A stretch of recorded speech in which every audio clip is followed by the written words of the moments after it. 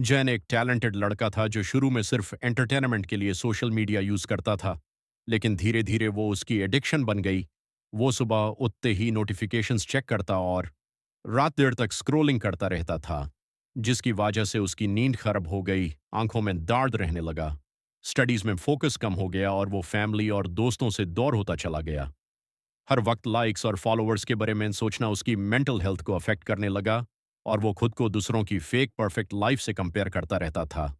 एक दिन उसके दोस्त ने उससे कहा कि वो पहले वाला जाइन नहीं रहा, और उसी रात एक मोटिवेशनल वीडियो की लाइन, "लोग सोशल मीडिया पर सिर्फ अपनी हाइलाइट्स दिखाते हैं," ने उससे गहरी सोच में डाल दिया।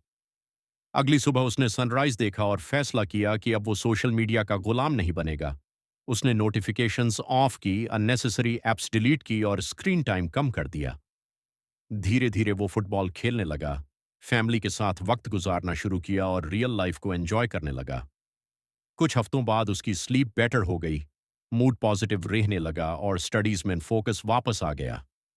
कॉलेज के डिजिटल अवेयरनेस सेमिनार में जायन ने सबको अपनी स्टोरी सुनाई और कहा, सोशल मीडिया बुरा नहीं होता, लेकिन जब वर्चुअल दुनिया रियल जिंदगी से ज्यादा इंपॉर्टेंट लगने लगे, तो इंसान अपनी असली खुशियां खो देता है।